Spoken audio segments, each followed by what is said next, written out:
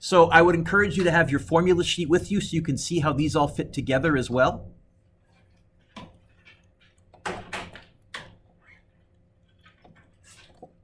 Number 1 says a plane turns a complete horizontal circle in 2 minutes. The first thing that I did is I said, nice try, do it 120 seconds. If the plane's speed is 170 meters, so they gave me the circular speed. I know that circular speed is 2 pi over r. They want the radius of the circle, so I said, okay, VC equals 2 pi, I did that totally wrong. Circular speed is 2 pi r over the period. That was a totally wrong equation. So I rewrote that equation, 2 pi r over the period. They want the radius by itself. I guess I'll times by the period, divide by 2 pi.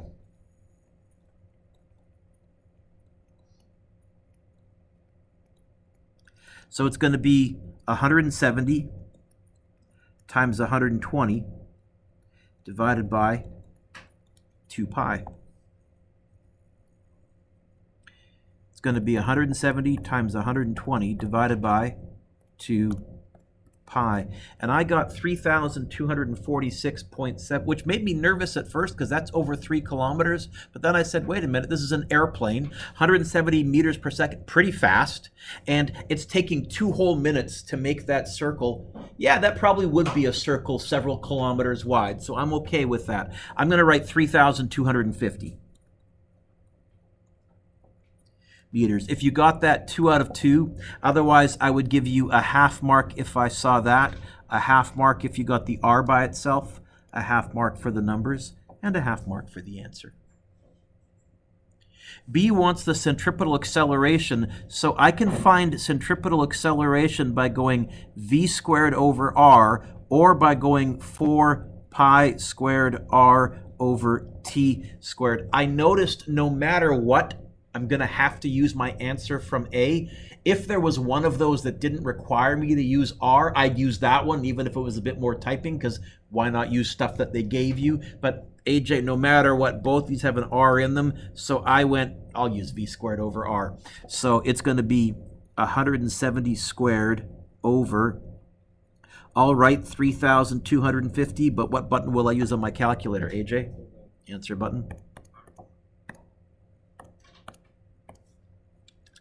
And I got almost 1 G, 8.9 meters per second squared.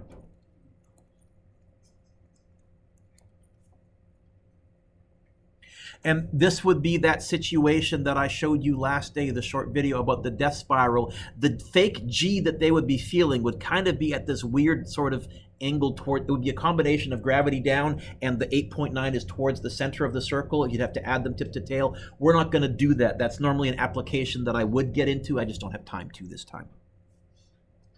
Oh, I would probably go something like this. 1 mark for that, half mark for the numbers, half mark for the answers. Number 2, what centripetal force is needed to keep a 12 kilogram object revolving with a period of 0.2 and a radius of 6? Okay, they just want me to find FC. That's going to be MAC. Which version of A am I going to use? Oh, they gave me a period, so I'm going to use M 4 pi squared R over t squared. And I don't need to do a free body diagram or anything. They're not asking me to find a normal force or a gravity. They're just saying find FC. I've got enough here that I can just crunch the numbers. Good morning, my friend.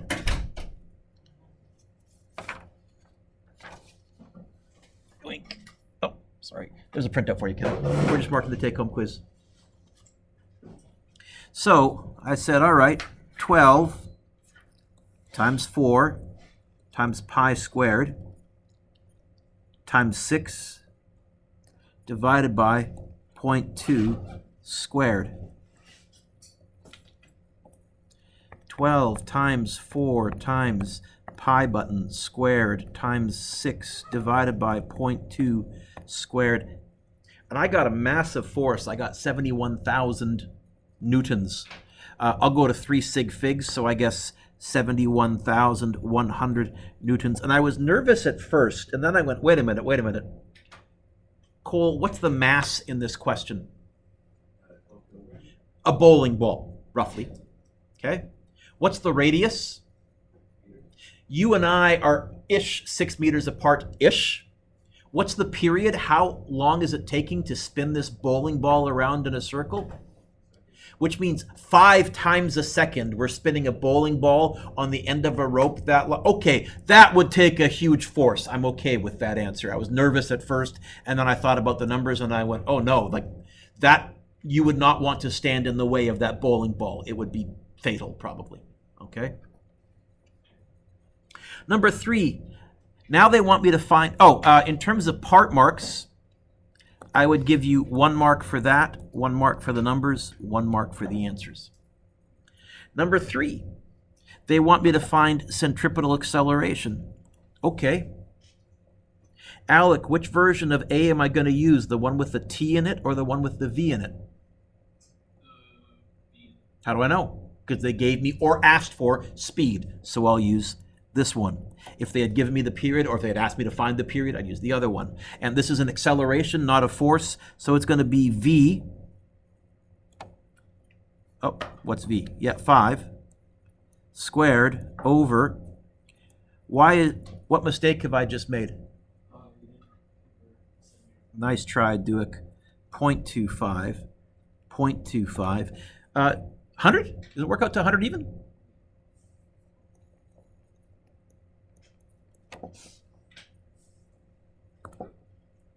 One mark, half mark, half mark. Those were just to get you used to the equations. Now let's dive into the applications. Ferris wheel. So at the top, I would probably do a short little sketch like that, put the person there, and I would say to myself, what are the forces acting on this person? Get the obvious one. Definitely have gravity down. What else? Normal force pointing up. Bigger or small, what path is this person tracing out? A circle. So I know for sure that the smaller force is pointing up. So my equation at the top is going to be winner minus loser equals MAC. Which version of A am I going to use? Oh, they gave me the period, 25 seconds to go around. And had we gone to Playland, that's the one we would have used the most because it's way easier to time how long it takes something to go around once than it is to get its speed. I do have a radar gun, and I would have loaned one group the radar gun, but I don't have 10 radar guns to go around. And it's an unwieldy thing to carry around when it's much easier just to time it on your smartphone anyhow. So I'm going to use this. mg minus fn equals m4 pi squared r over t squared. They want me to find the normal force, so it's going to be a swappy dance.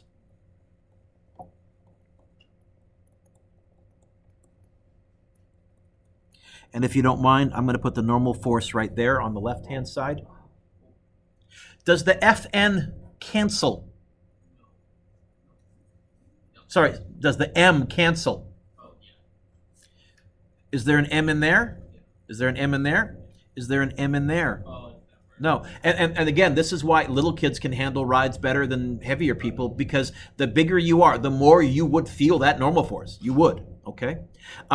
As far as I'm concerned, I can either give you the radius and the period and say get the normal force by itself, or I can give you the normal force and say find the radius of the roller coaster, or I can say give you the normal force and the radius, find the period. Or the speed if I use v squared over r. As far as I'm concerned, you can get any of them by itself. Anyways, let's crunch the numbers. It's going to be 65 times 9.8 minus 65 times 4 pi squared 9 all over 25 squared.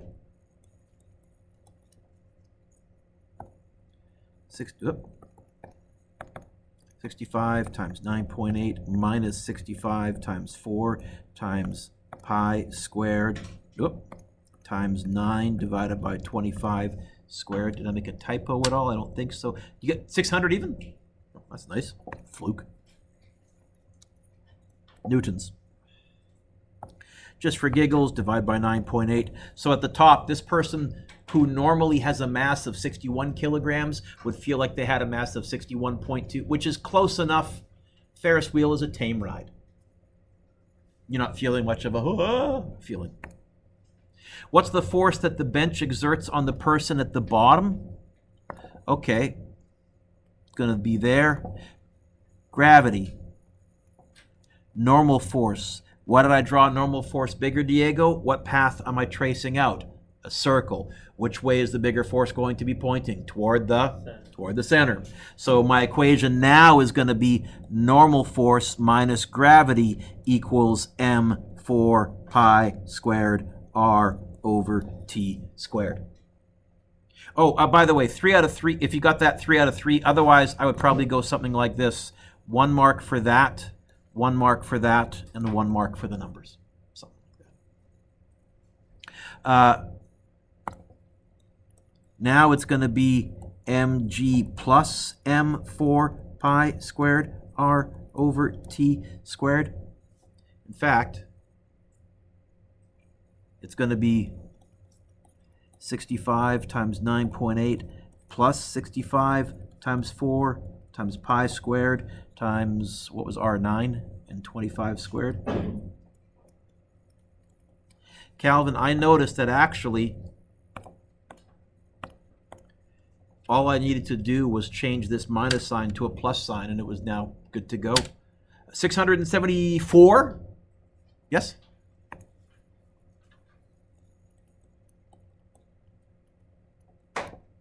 And so again, I would give you 1 mark for that, 1 mark for getting normal force by itself, and 1 mark for the answer. This roller coaster one had a mini curveball, but actually technically not, because I started giving you stuff in terms of their weight. When I say their weight, what do I mean by an object's weight?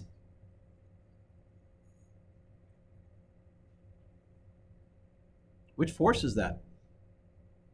mg. So 4.5 mg is what I'm going to write, or 2.15 mg, or whatever it says. So roller coaster, what are the forces acting on it? Get the obvious one, gravity, and I guess this time normal force is also pointing down. So how fast is it traveling at the top of the loop? Who's winning? They both are. That equals m a c. Although, which version of a am I going to use?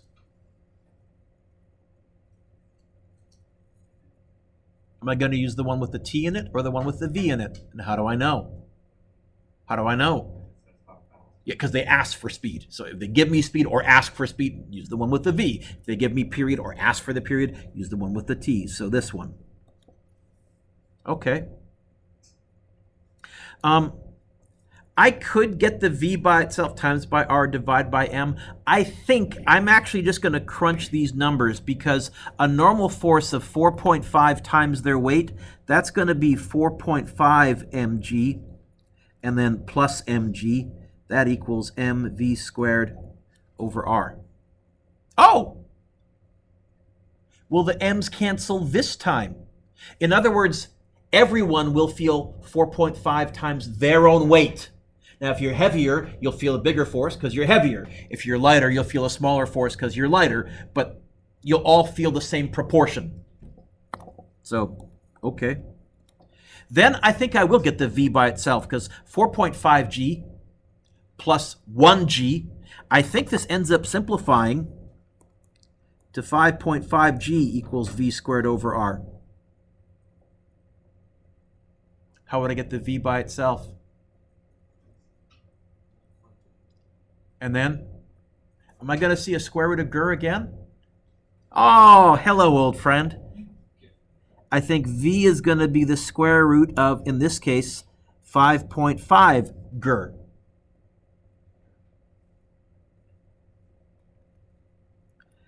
(5.5) times 9.8 times 11.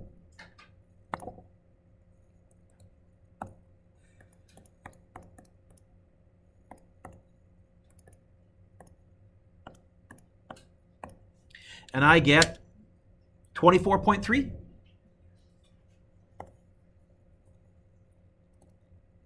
So I never did one quite like that with you in the homework, but I would also argue I didn't do anything new there. I reinforced what I've been saying since Physics 11. Weight is mg, it's not mass. And good free body diagram. If you got that, 4 out of 4. Otherwise, 1, 2, 3, 4, 5. I would probably do something like this. 1 mark if I saw that. I would probably go 1 mark if I saw that, 1 mark for that, and 1 mark for the answer. At the top of the second loop, they feel a normal force of twice their weight. What's the radius? Okay. So we're still going to have gravity down, normal force down. We're still going to have normal force plus mg equals mv squared over r. It's going to be a different speed because this next loop isn't as high. In fact, they told me it's 16 meters per second. Normal force is twice their weight.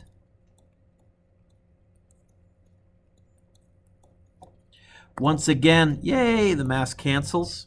And so I end up with 3g equals v squared over r. What do they want me to get by itself this time? The r. Where's the r right now? Ugh. I think I would multiply the r to the top, and I would at the same time divide the 3g over. No need to square root or anything because there is no squared on the r. I think r is going to end up being v squared over 3g. It's going to be 16 squared over 3 times 9.8. And so if you knew how fast you wanted people to be feeling at the top of the loop, this is how you could design your ride and decide, okay, how big is the radius of this loop going to be? Again, though, no one builds circular loops because of the g's, but that's the math we can handle right now. You get 8.71? 8.7? Meters. I would give you 1 mark for that, 1 mark for that, 1 mark for that, 1 mark for the answer. Can you give yourself a lovely score, please, out of a 23? 2, 4, 7, 8, 9, 12, 15, plus 8 is 23. Good, making sure. Give yourself a lovely score out of 23, please.